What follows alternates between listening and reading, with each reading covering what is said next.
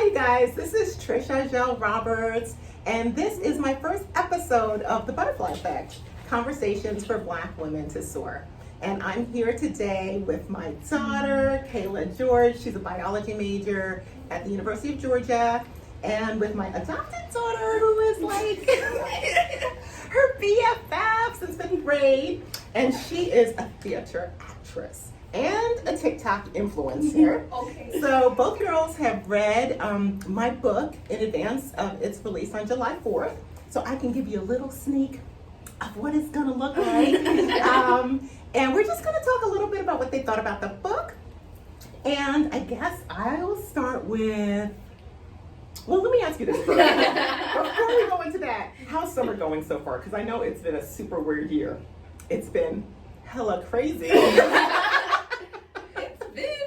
It's been quite hectic. I'm not even gonna lie. It's been a lot of adjusting that we've been having to do due to COVID, and a lot of social awareness that we've been having to do with COVID and the Black Lives Matter movement. Exactly. Yeah, I would say it's just been pretty overwhelming so far, but I got a lot of free time. It's summer, so I'm just trying to enjoy my free time. Exactly. Well, I mean, I think the good thing now is that it's kind of lifted a little bit. Like it was like major stressful a few weeks ago. I don't know. At least for me, I feel a little like some of the stress is coming off. Mm-hmm. And I know well, you guys will be in school by then, but I'm hoping to go to the march. On Washington, August 28th. So, everybody just kind of doing their part. So, I guess the next thing that I wanted to ask you guys was just what your overall take was on the book. Because you've had a couple weeks since you started reading it. Mm-hmm. And I'll ask my daughter first. Be kind to your mother. I'm kind to you. Well, I like the book. I like that I got to learn a lot about you. Even though you're my mom, you don't tell me everything. So it's been an interesting read. That's how it works with moms and kids. We don't tell all. Until they turn 18 and then we find out Exactly. things. But aside from, your story, in terms of, your advice and your kind of step-by-step program to helping yourself and finding yourself and becoming self-actualized, I really like that. I really liked all of the steps. I feel like it was nice to have them written and in order so that you can kind of have an organized way to get to your goal. Sounds good. And this is from someone who's been listening to me for 19 years. So, well, Yes. or mostly listening. Mm-hmm. Predominantly listening. So for you, Mona, I would think that it would be newer. Mm-hmm. Some of the things that you learned about me, but also like concepts from the book. The book forces you to be very honest with yourself. Like when you're talking to someone else about how you're feeling, something like that, it's easy to like put on a facade, when you're talking to other people. When you're like reading these words and forcing to like really think about things that have happened to you, you're forcing yourself to be honest with you, which is something that I feel like a lot of people struggle with, like in their day to day. Like I feel like people find a peace of mind by lying to themselves, basically. Yeah. I love lying to myself. Oh, I can get this done in this amount of time. And Right. like, I'm fine with this situation. But like when you read this book, it's like, girl, you're lying. right. You're lying to yourself. There was actually a part that I was writing in the book where I was lying, and I was like, wait a minute. I'm like, I had told this lie so many times, and it was not, I'm not like a liar in general, but sometimes you tell little white lies. Yeah. And this was something that had to do with changing jobs. Mm. So I couldn't tell I couldn't go on an interview and tell them like I was changing jobs because my old boss was racist. Like that's not an option. Yeah. So I had to tell like part of the story and just leave that out. Mm-hmm. And then when I was writing the book, I was like, wait a minute, girl, that's not what really happened. Like I told myself the lie so many times. I was like, wait, I forgot. So that makes sense. So I'm glad you guys both enjoyed it.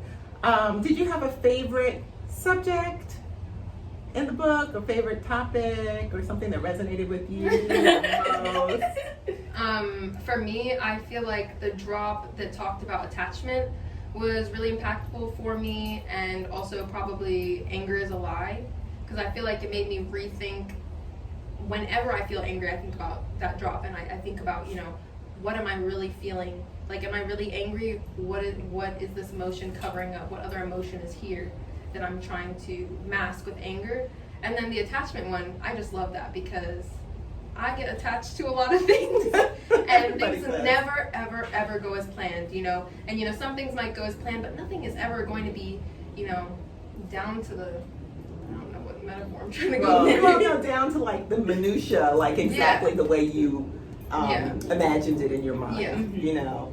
And that's been a good lesson for me in life as well, because it's like, you know, we grew up with all these Cinderella stories and stuff. And I think as little girls, it's kind of in our head, oh, we're going to find the prince. And it'd be extra nice if he was rich. I don't know where he and is. he lived in a castle, you know. Exactly. And he's just going to love us and whatever we do, you know. And usually, for most of us, it doesn't really happen. It doesn't happen that way. You know, so sometimes releasing attachment to these ideas of how we think things are going to go. And it could be even something as simple as like taking a drive where you expect to not have traffic, and then you're like, it's 2 p.m., but there's not supposed to be Why is traffic. everybody here? Right, you know, yeah, get yourself into a whole thing. So so those are two good topics: attachment and Anger. And anger, yeah.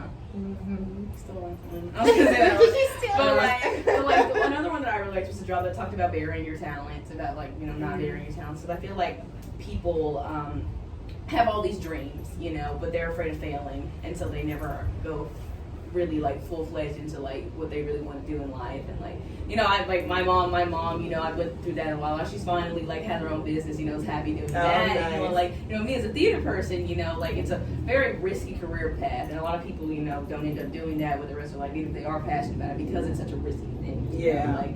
Like when I read that, I was like, it gave me more confidence to keep doing what I'm doing. Sure. And I think as Black people too, like I know my generation, and even like talking to Kayla now, we're historically taught to go after careers where there's this concept of safety. Yeah. But then, you know, we realize that there is no safety anyway, you know? And you might be doing work that you don't love, trying to be safe, and then they fire you, and you're like, wait a minute, you know, I just spent 10 years doing this thing. I'm glad that was a takeaway for you, and I'm glad that you're pursuing your dreams. You know, for me, I always dreamed of being a writer, and the family that I grew up in was like, that's not a real job, you know. Could you get a real job, like, you know, go to school and get a master's, or, you know, whatever it was. So, so it's exciting to be doing the things you love to do. I know I was thinking about Kayla the other day because she's got this biology major, and and she's always wanted to be a vet. But whatever it is that she decides to do, to me, nothing lights Kayla up like animals. You know, so it's like it could be that, it could be something else. You know, I told her when she was 5, I'm like, okay, can't be a dog walker, because that's not going to be an acceptable career. But you want something that, because one of the last chapters is work equals play. You want something that you enjoy it so much, it's almost like it's You're not really working. Yeah. So that's awesome. I wanted to ask you guys if you use any of the resources in the book. Now, I have not posted all the meditations yet. There were just a couple that were available. And I know I posted some music, some of it mostly old school stuff. And there were like movies and books and stuff like that. So did you guys look at any I of was that definitely stuff? vibing with the music, for sure.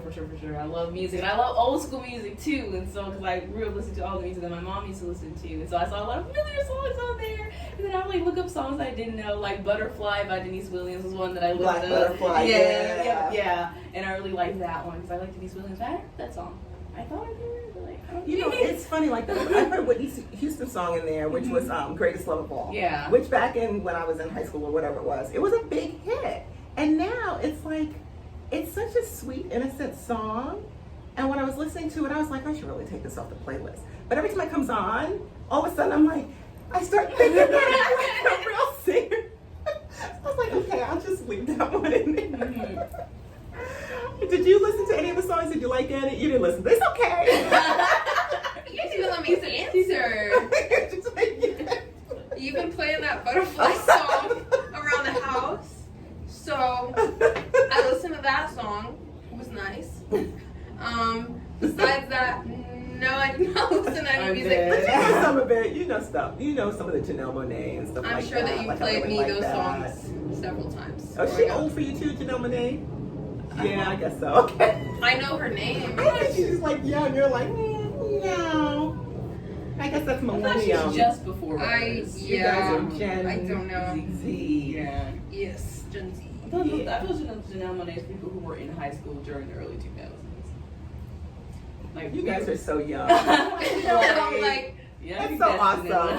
when I was being born, I was not listening to Janelle Monáe in the hospital. Oh gosh, so would you recommend this book to other people your age or to your parents, or like who do you think that it would be good for? I think this book is really good for girls our age for sure, because I believe that we are in a very open-minded generation right now. You know, I remember mentioning this, you know, on our first interview. I just feel like I'm a big advocate on the difference in generational gaps, in my opinion. I feel like that's something that people really need to understand, and I feel like we are in such like a forward-thinking generation that being honest with yourself is something that's a lot easier. I wouldn't say easier for girls our age, but definitely something that people are more open to. And I feel like people that are, and I feel like it's good for, you know, people of older generations too, because it's forcing you to be honest with yourself and forcing you to think outside of what you already know. So like my mother, who is you know, older, but not too old, but older, who you know, was very someone who was. I'm younger than you. Who was like, she's just someone who was like grew up, you know, thinking that there's like one way of doing things. Right. Not that I think that's a wrong way of thinking at all, Right. but someone who, you know, a different way of thinking is something that's a little different to her. Right, You know, so right, I feel like right. something like this would be good for her or Yeah. anybody, you know, in that age range. Okay, so we got to get her a copy. Yeah. See what she says.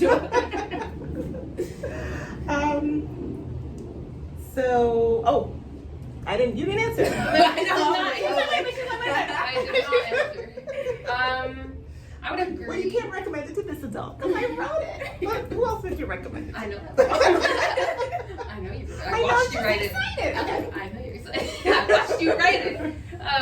But I would say that this book is really good for people our age, so like young adult women and also older. I don't know. I feel like there is kind of like a limit to where people are going to want to read a book like this, because there's kind of like an age where people kind of get more closed-minded, because, you know, we're getting more and more progressive with each generation. So I feel like our age group, maybe to like 50s, I would say is a good age range. Yeah, that's basically the Yeah. kind of the demographic for the Yeah. book. Mm-hmm. And then sometimes you find people who are older who are really open, Mhm. you know. So, but yeah, I think that it's funny because when I start the book, I'm like, okay, listen, this book is not for everyone. You know, it's Yeah, for people yeah. who are like It's people who are willing to willing put an effort. to, Yeah. really look at your life and Yeah. try to seek higher levels of joy and fulfillment. So, and it doesn't just happen, you know, it has to. It requires a little bit of effort. Yeah. Soul searching for sure. Yeah. So thank you, girls, so much. Before we wrap up, I just wanted to see if you had any final thoughts or anything you wanted to share, and then I have something I want to share. Okay. Follow me on TikTok. Are you a TikTok superstar? I'm Oh, so yeah, you gotta proud talk of to you. the You're camera. amazing. Mona.Swain. Mhm. That is my TikTok, and just Mona Swain is the rest of my social media. Follow me. And she's like totally an influencer. She has over 600,000 followers. So I have to pick her brain to figure out how to even make stuff like that happen. And then anything you wanted to share? No? Look at your face. It's like... I have One final word. 1.1K Okay. Period poo. followers on Instagram at Kayla.tg. That's KAYLA.tg. That's so cute. Okay. Thank you, girls. So the last thing that I just wanted to share again is that my book. Okay, it's almost. I'm getting the totally final copies in a couple of days. But I am going to be at Tassili's Raw Reality on July 5th for their Healer's Alchemy. So it's going to be an outdoor fair. I'll be selling books. I'll be leading a guided meditation, and I'll be doing a reading from the book. So hopefully you guys can check me out there. It's Sunday the 5th, and it starts at 3. It's from 3 p.m. to 8 p.m. So just, continue to follow me on social media, and my Instagram It's vegan_honey butterflies. Honey butter FLYZ.